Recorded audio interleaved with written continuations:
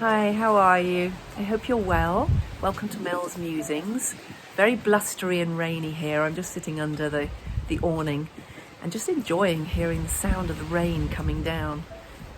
When I looked at today's words for inspiration, reflect on your truth. As usual, the weather always brings us examples of how you describe this. Well, it's certainly hair-blowing. But I chose to see it as life-giving rain.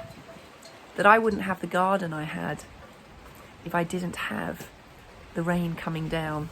I've seen what it does when we have too many dry days with the sun beating down, and very quickly a carpet of beautiful lush green turns to scabby brown and all rough ground.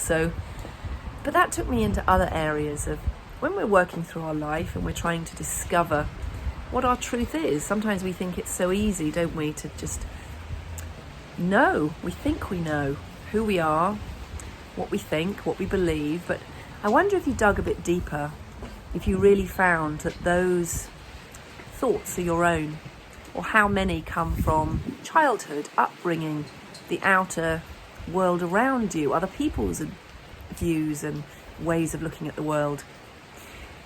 I was looking at the new kettle that we bought, one of these see-through glass ones, and because of that, you can see very quickly how much we have quite a hard water area here, and it builds up the scale in the kettle. And I thought it allows you to see more clearly as toxicity is building, I suppose, and therefore you can clean it more readily. And I thought, how often do we allow our views, our thoughts on the world, on ourselves, to get blurred, to get crusty, to keep thinking we know who we are, but really we're not seeing clearly. And often the way we see the world, we think is the only way, but often people don't see it the same way as we do. We rarely do. Years ago, it was one Christmas, I bought my husband a chair and I put it in it was in a big box, and I wrapped it in bright red paper with a big gold bow on it. It was enormous. I mean, it just sat in front of the tree. So I thought he would almost fall over it as he came in, and it took 3 days until somebody came round and said, "Wow, what's in that box?" And he looked at it and went, "How long's that been there? Where did that come from?"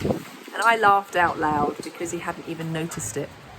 So the same when we reflect on our truth. What we think is obvious to us might not be obvious to somebody else.